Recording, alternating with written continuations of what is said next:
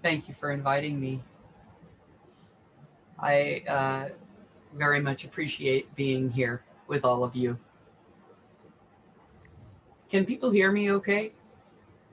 I do have thank you. I do have headphones that cut out a little bit of background noise, but they also make me sound like I'm in a can, I'm told. So I try to avoid those kinds of small spaces. Um, so I just want to start by saying I'm just going to talk today about everyday life, about just uh, the ordinary moment to moment living of everyday life in our practice. And, you know, inquiring about that kind of recently took me to Dogen's fascicle in the Shobo Genzo, Birth and Death. And I've read it many times over the years, but I've never really, I don't feel like I've ever really received it the way I was able to receive it recently. So I thought I might share some of my ideas about it with you. And then I hope to talk about it. But Buddhism holds that birth and death, birth, Buddhism holds death as a distinct activity of life. So it's not an end. I mean, it is an end, but it's not an end as we understand it. Birth, breath, death, birth, breath, death. At funerals, the fire mudra, birth, breath, death. Uh, Distinct activities. We could think of them as a continuity that we experience in actually each and every moment. Uh, so that literally we become sensate. We are sensate in bodily form, and we have at the point of our birth, we think, right, in this linear idea, and then we live or abide, and we perish or die, and it is the physical sensate form aspect that has those experiences. And within those, and so in Buddhism, we describe this physical sensate being and its interactions with its experience as, or I would even say further, uh, its interrelationship with its experience, we describe as form, sensation, perception, memory, and consciousness, the five skandhas. So these skandhas are interrelationships with our experience. They relate to our experience. They condition what we experience over our lifetime. And we pretty much over human life are wired to come to see them as me. So these interrelationships between my sensate being, this form self, and its experience, I attach to, actually, I believe neurologically, and I think the Buddha knew that, and I think he described that brilliantly. We're wired to attach. It is not bad to attach. The Buddha never said it was bad. He said it causes suffering. Different issue. And then Suzuki Roshi came along to say, you should enjoy your suffering. So there you go. There, Buddhism in a nutshell. But these interrelationships are so key because they form this one that I would call Beata. And so eye and sight, ear and sound, we chant this in the Heart Sutra every day in the temple, nose and smell, tongue and taste, body and touch, mind and mind consciousness, They dance together to create this experience that I call me, or you might call Beata. And so I believe that this begins pre-birth. I don't know how far back I want to go because I have other conflicts with that idea that I haven't quite worked out. But I believe certainly once the fetus begins to form in the womb, those form in the womb to some extent, a heart, lungs, the brainstem, it begins to be sensate. And therefore its experiences as a sensate being begin to describe it in certain ways.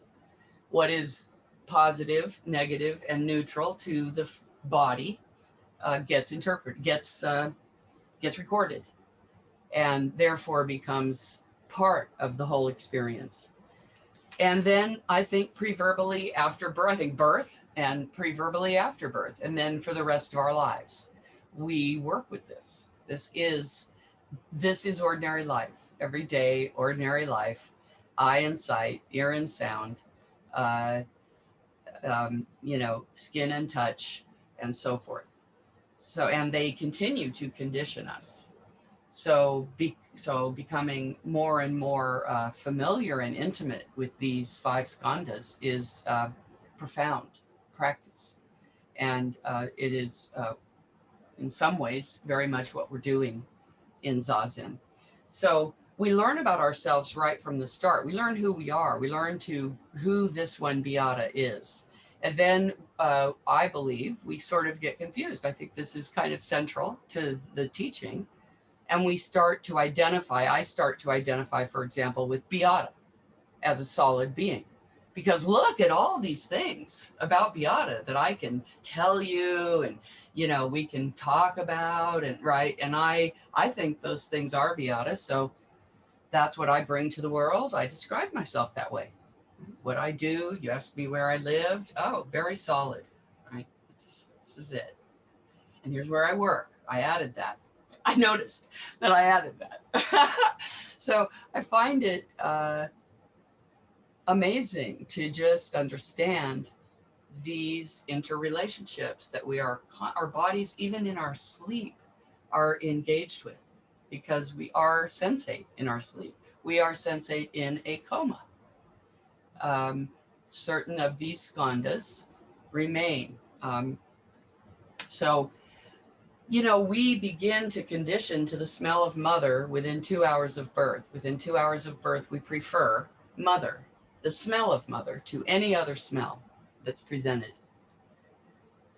Very powerful, hardwired, because what does mother have right then? Food, survival, warmth, shelter, protection. We rely on her, whoever she may be, or he may be. This being we can call mother.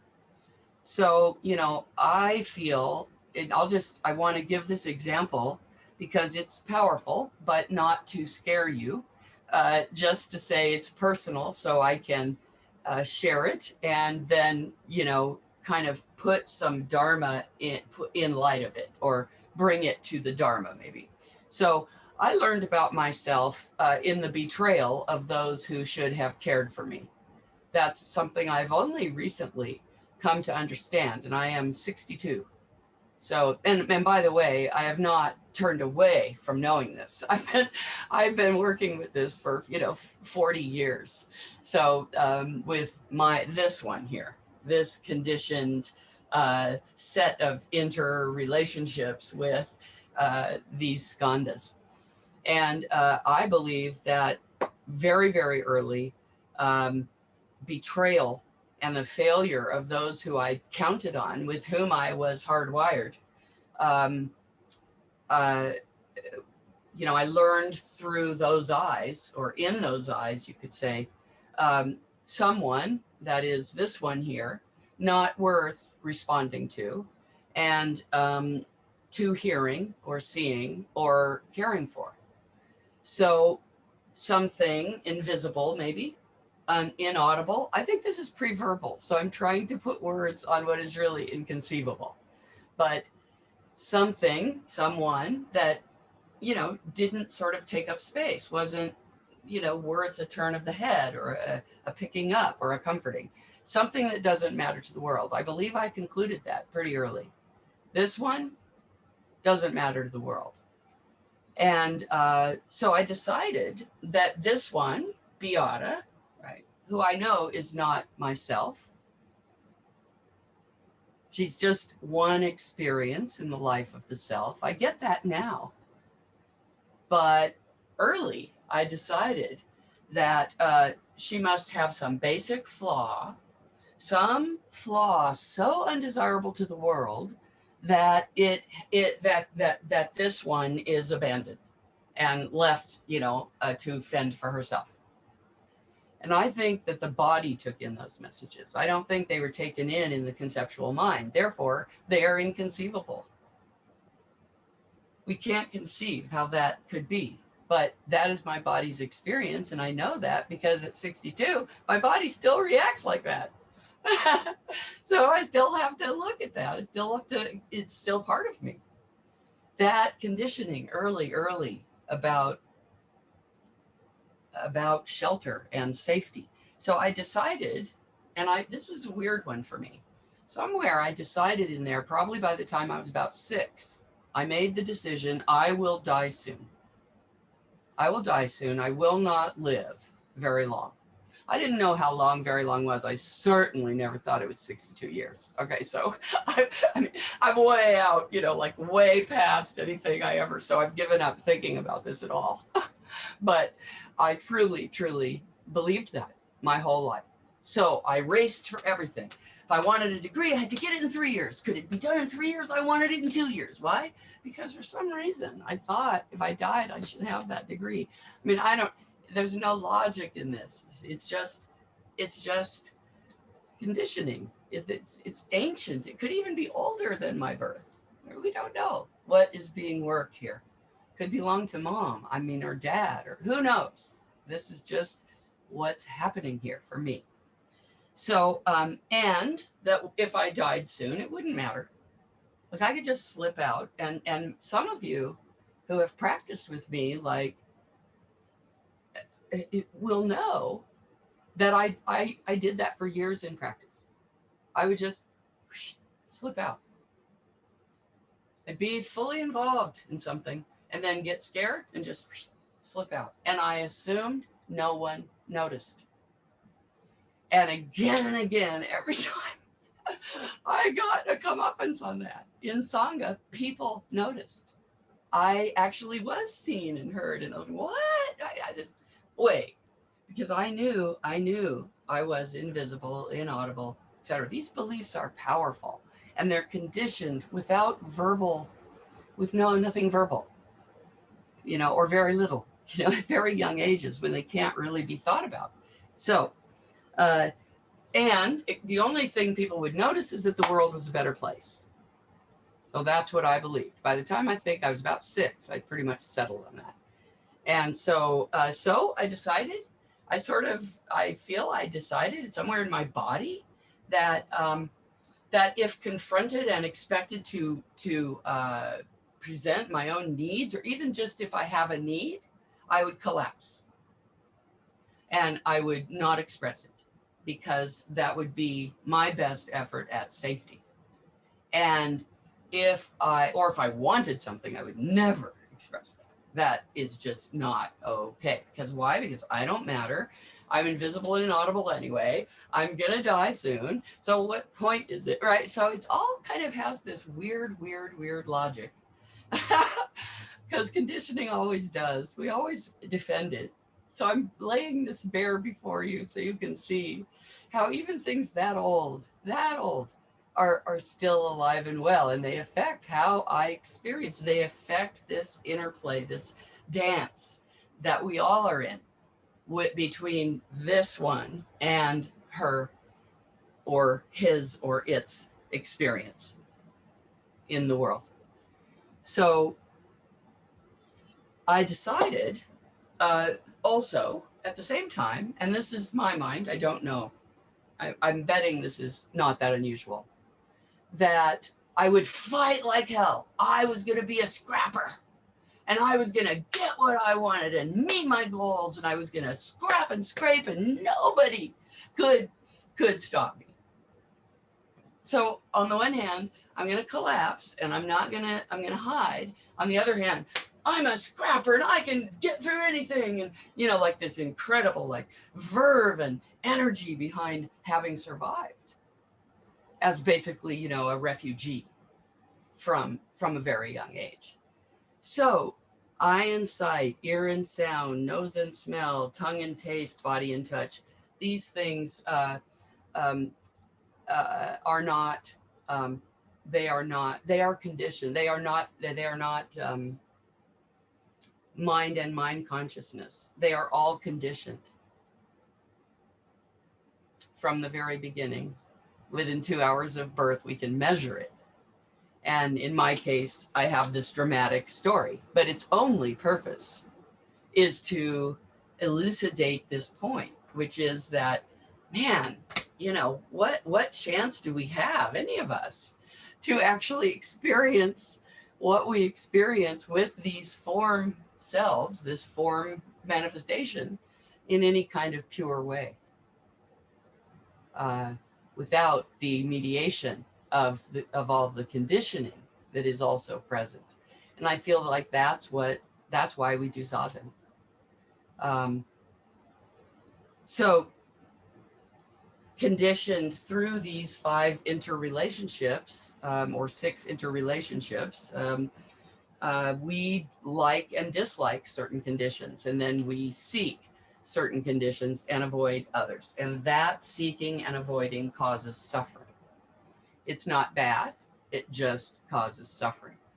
So, and in so doing, we also develop habits. We become habitual in seeking what we like and dislike.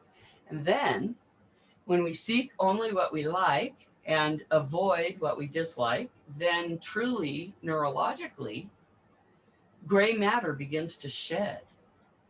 We get less and less variety, and the brain sheds gray matter, literally. This is one of the reasons that as we get older, our memories become fuzzy, because memory is stored in gray and white matter in the brain. It's my understanding. I'm not a neurologist, but that's my understanding. So this can be regained when we broaden our view and take in more of the wholeness of, sorry, a calendar thing showed up here. It's blocking Stefan. So when we really can set aside our preferences and be in the wholeness of our experience, which is another way of saying learn to tolerate our whole humanity, which includes the good, the bad, and the ugly. Instead of only wanting to look good or be perfect or always be healthy or whatever it is that we're leaning toward, to be with it as it is, and actually see what it is. And to do that, we have now to climb over a mountain of preference. And that's my teacher's description. So Dogen says, it is a mistake to suppose that birth turns into death. Birth is a phase that is an entire period in itself, with its own past and future. For this reason, in Buddha Dharma, birth is understood as beyond birth. Death is a phase that is an entire period unto itself, with its own past and future. For this reason, death is understood as beyond death.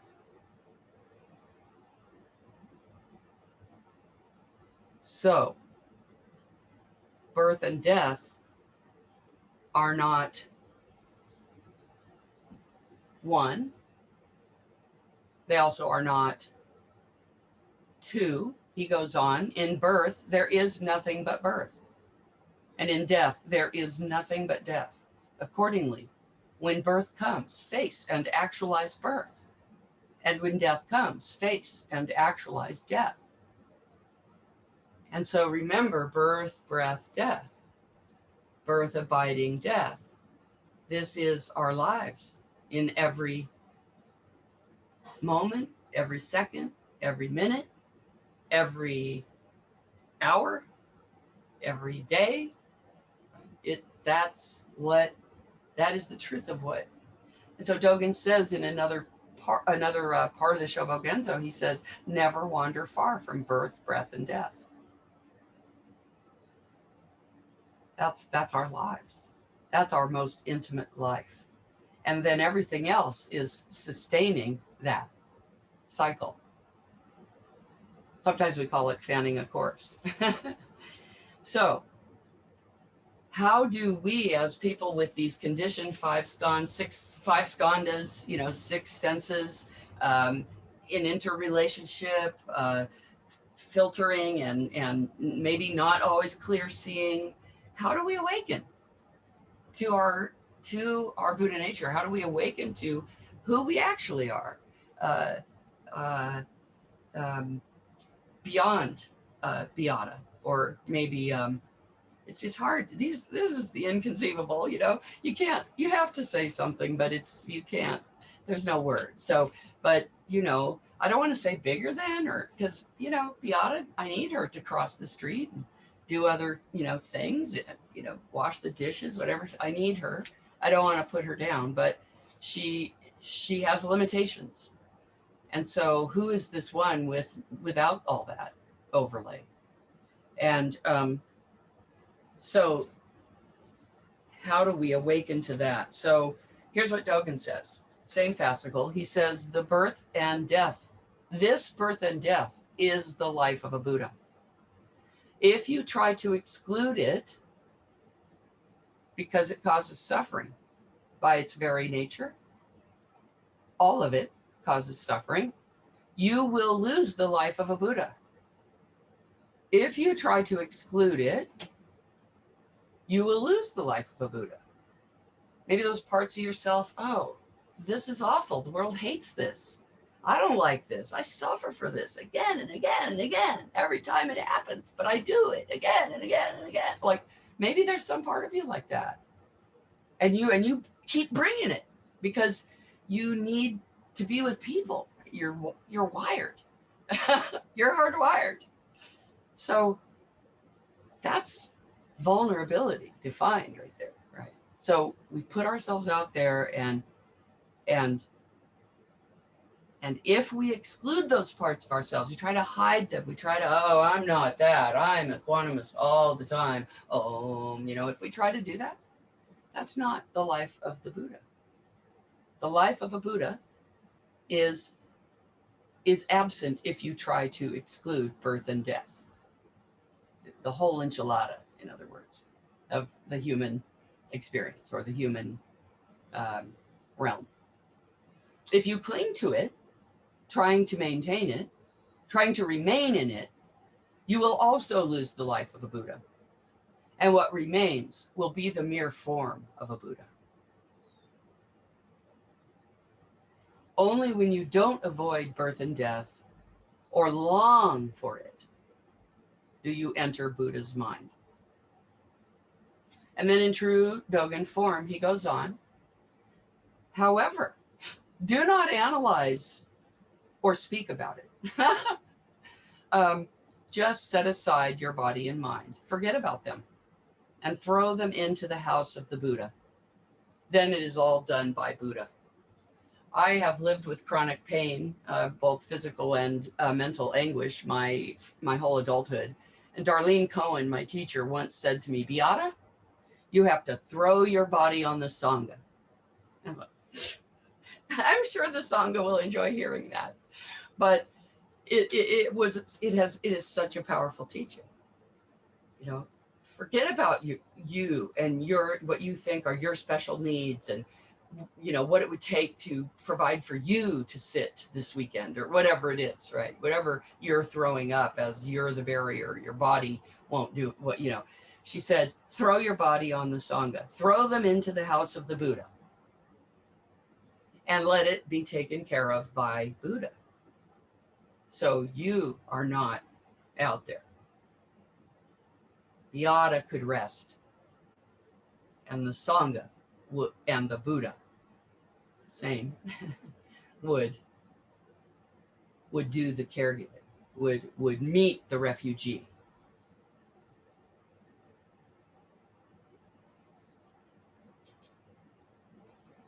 So where is Buddha?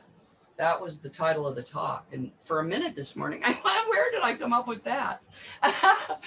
And then I thought, as a practice, occasionally I will go downtown here or up in the city. I'll go walking by work. I find a lot more people up there. And I just silently walk. I call it my Buddha walk. And I silently walk, and I just look at every being that my eyes see. I make a point of looking at every being that my eyes see. If it's grass, if it's a rock, a pebble, a person, any being, a tree, any being that comes into my visual field, I walk slowly and I notice, I observe it, and I say, Buddha. That's the whole thing. Simple practice. And I really take in Buddha, no matter what I'm looking at, and no matter if I think it's ugly or beautiful, no matter if I enjoy it or think, oh my God, whatever it is, I just say, oh, Buddha, like in and of itself, without adding anything or saying, oh, if it were this, like even this one right here, the one walking, the being that I hardly ever see. This one here too. Oh, Buddha. Now that one's harder. That one is still harder. So this is really what I'm talking about. That, and I think it's what Dogen is talking about. Buddha is no place but right here. Stop looking. Just notice. You don't have to search at all. It's right there. In the weirdest things. Darlene used to say that she loved to come around the corner in the wilderness and see a beer can in a bush. She found that totally joyous, or a Coke can in a bush. I mean, she was just she loved it, reflecting the sun. And she just felt like she found a little Dharma jewel. Buddha. Without her usual conditioning, dropping off body and Buddha. It's Buddha. Beer can, Coke can, middle of the forest, bush, Buddha. Everywhere. Never separate. And actually, that's written in the Lotus Sutra in the lifespan of the Buddha. The Buddha is always living and never separate. So we say, how do we become a Buddha? And we spend our lifetimes, many of us, searching for that. Where is Buddha? And so Dogen talks about that. He says, those who want to become free from birth and death should understand the meaning of these words. If you search for a Buddha outside of birth and death, it will be like trying to go to a southern country of Yue, the southern country of Yue, with your spear heading toward the north. Or like trying to see the Big Dipper while you are facing south. You will cause yourself to remain all the more in birth and death and miss the way of emancipation. Just understand that birth and death is itself nirvana. There is nothing such as birth and death to be avoided. There is nothing such as nirvana to be sought.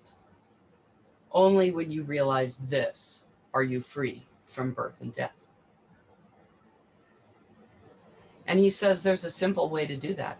Do you want to know? Because it's right here. I didn't make it up. This is Dogen. I love this part because I would challenge the word simple. And I wonder how you'll feel about it. So let me read it. There's a simple way to become a Buddha. When you refrain from unwholesome actions, are not attached to birth and death, and are compassionate toward all sentient beings, respectful to seniors and kind to juniors, not excluding or desiring anything, with no thoughts or worries, you will be called a Buddha. Seek nothing else. Thank you very much.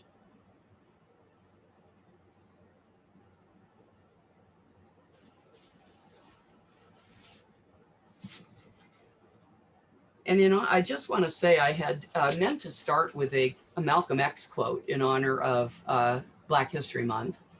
And he said, and I'm just relating this to the part where I talked about my early learning. He said, the mother is the first teacher of the child. The message she gives to that child gives to the world. Very powerful. Thank you.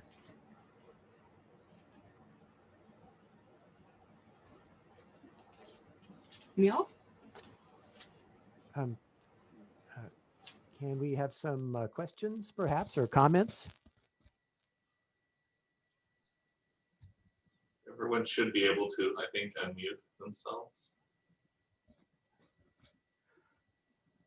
I had a thought. I wondered what you thought about the, early learning and conditioning. I'm starting to, maybe it's pessimistic. I'm starting to have this view that you can only kind of set it down for a little while and then it's just there. I mean, I think even about the Buddha and, somebody, I think one of the documentaries about his life said, maybe it was the PBS one that I think a lot of people have seen, where they said that maybe, the loss of his mother was what set him on the path, even as a, infant. So I wonder, I don't know. It sounds like very difficult work, and what you're going through sounds like tough work.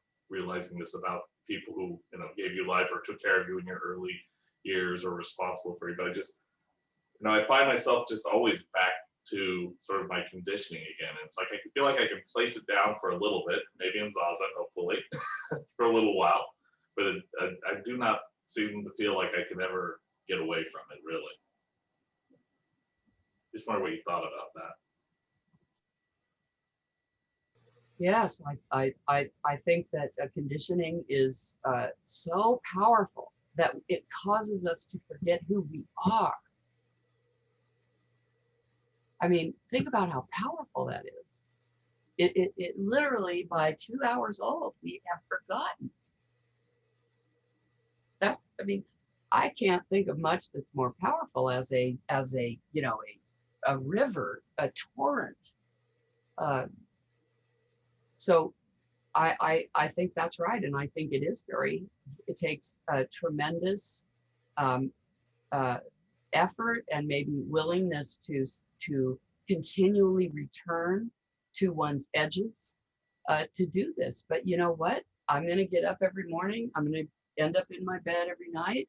I'm going to age as that happens, and I might as well be trying to save all beings by doing my best with this being, this Beata one that has life. And as much as, I mean, what confuses me at this moment is, why is it that an organism fights to live while at the same time sort of surrendering to dying?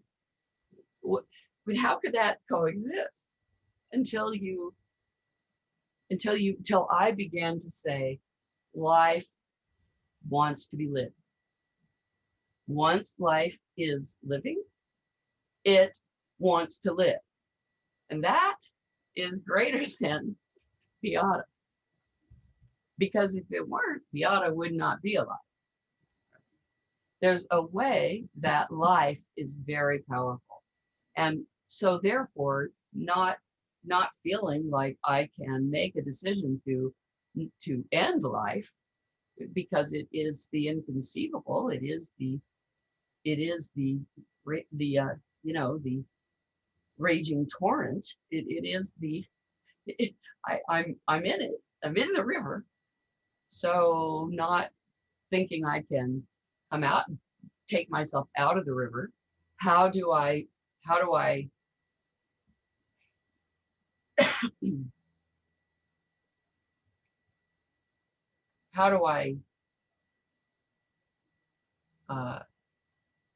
take into the body mind the truth of impermanence, the truth of suffering, and invite Beata to thrive with that understanding, because she's the one going away. She's the transient one. She's the one scared to death of that. So how do I work with all of that? And I think all we can do is stay in our ordinary, everyday birth, breath, and death moments as close as we can.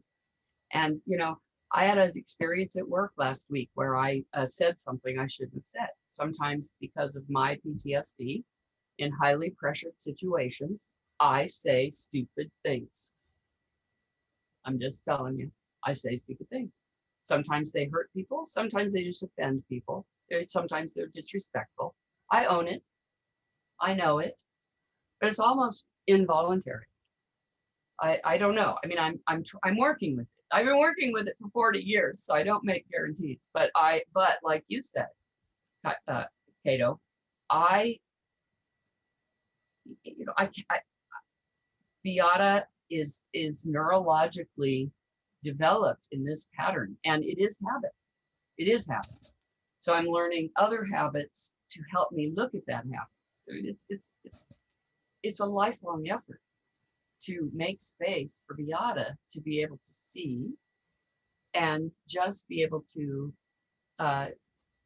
look past or be above or be in but over just preference, not always being hijacked by that, including the preference to look good, the preference to never offend anyone, the preference to not keep having to mop up my messes after I say something stupid, right? That's all added on to my life as it is, that preference. And sometimes it actually causes me so much self-loathing after I do say something stupid that the stupid thing I said is this big, and the self-loathing, makes it this big, right in front of everyone. So it's yes, I'm with you, and we're all with you. And what we get from this life is empathy. That's all we get. That's the prize. Thank you. It's helpful and encouraging. And we all know I say stupid things. So welcome to the club. I'll issue your membership card today. Thank you. I appreciate it. and I also do the suffering too. Like I say a little thing, and yeah, the self-loathing just with extreme annual fees on that card. yeah, exactly. Thank you. Neil?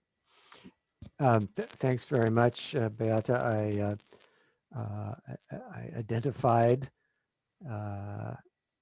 with your point of view today.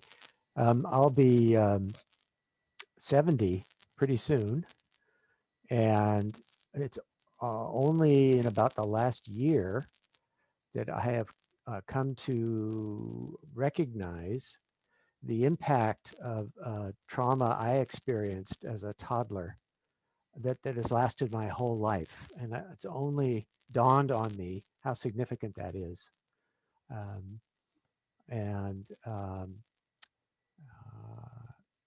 So I also am very grateful for practice which has enabled me to experience this person as process and not as a damaged entity. So this has been a tremendous relief, and anyway, I echoed with your talk today, so thank you very much.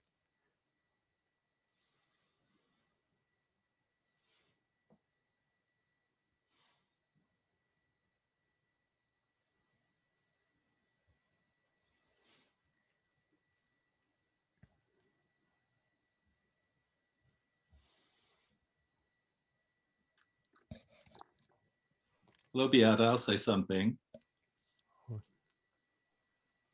I admire how the insight you have into yourself and your ability to accept not being perfect. And I think has to be a big part of having these type of realizations. If you're stuck in a place of being right, or perhaps in so much pain that you can't even look at your own shortcomings or failings, then you're kind of stuck there. So I do admire you being able to, look at yourself and not being attached to it like, oh my God, I'm wrong. Or, to some people that might be a life and death feeling. To just accept not being right about something. So I like your demonstrating what you're talking about. It gives me hope. Because of course I'm speaking of myself as much as probably more than any other person. So thank you.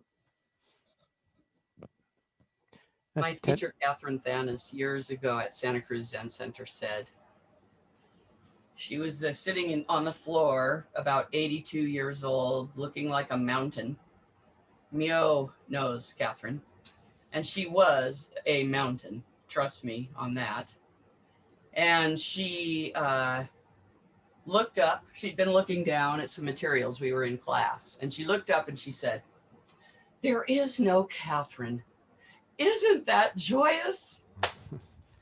And I treasure that teaching, such a simple, just human realization. So while there is great suffering in this effort and in this not turning away from this karmic stream we are in, with all its stuff, there's tremendous joy in that too. In seeing, in noticing, even when I blow it, after the sinking, which I'm hoping will get shorter and shorter because I think it adds to the problem. I think it just opens my heart to others and to others' suffering, and maybe that's what we can hope for, is never to be perfect, but from not being perfect, from being faulty and frail because of our conditioning, to understand that that's just a source of empathy for others and compassion. It's a boundless, bottomless well. Thank you, Ron. Tendo-san, did you have something to add? Thank you, Mio. Thank you, Beata, for your talk very much. I liked a lot. What I was hearing was a lot of non-judgment about the arising and the experiences in your body, mind, in your own life, despite the seeming, say, schizophrenia of both, wanting to strive and be perfect while at the same time wanting to die, and being able to say, this makes no sense, but I still accept this, with compassion and love, which is hard, very hard. And You know, I know you've talked a lot about how you struggle with chronic pain and how to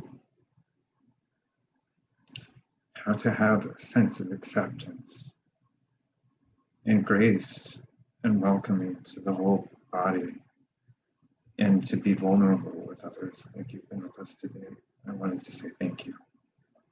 Thank you. Those are gifts of my teachers. And I've had many, many of them, including now all of you.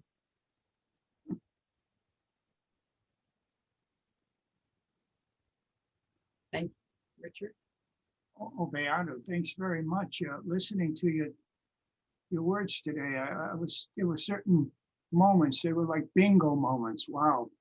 And I can't really describe what they were, but I felt these feelings. I could really resonate with what you were saying. And some words of Eric Burden and the Animals came up in my mind in the song they did many years ago when I was young. I remember the words. It was like, when I was young, it was more important, paid more pain, but laughed much harder. Wow. Yeah. That came up. At any rate, I thought I'd just drop that in there. Thank you. It's great to see you.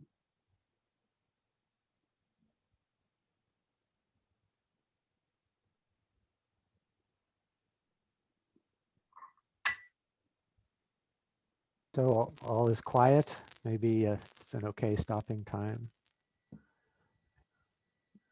Thank you everyone for coming together in sangha today.